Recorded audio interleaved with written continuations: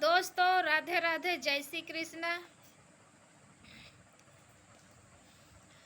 भर दिहला पेट पिया बोलिया सुनाई के, चली जाबे नैहर बीरनवा बोलाई के, चली जाबे नैहर बीरनवा बोलाई के। भर दिहला पेट पिया बोलिया सुनाई के, चली जाबे नैहर बीरनवा बोलाई के, चली जाबे नैहर बीरनवा बोलाई के।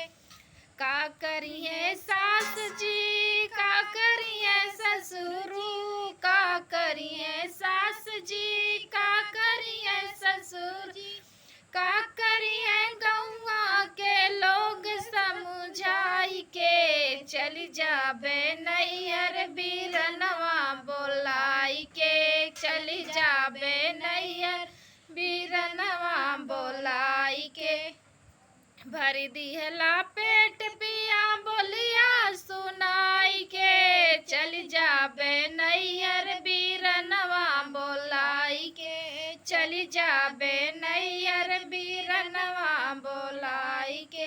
का करिए जेठ जी, का करिए जेठनी, का करिए जेठ जी, का करिए जेठनी, का करिए टोला पड़ोसी समझाई के, चली जाबे नैहर बीरनवा बोलाई के, चली जाबे नैहर बीरनवा बोलाई के। भर दिहला पेट पिया बोलिया सुनाई के, चली जाबे नैहर बीरनवा बोलाई के, चली जाबे नैहर बीरनवा बोलाई के।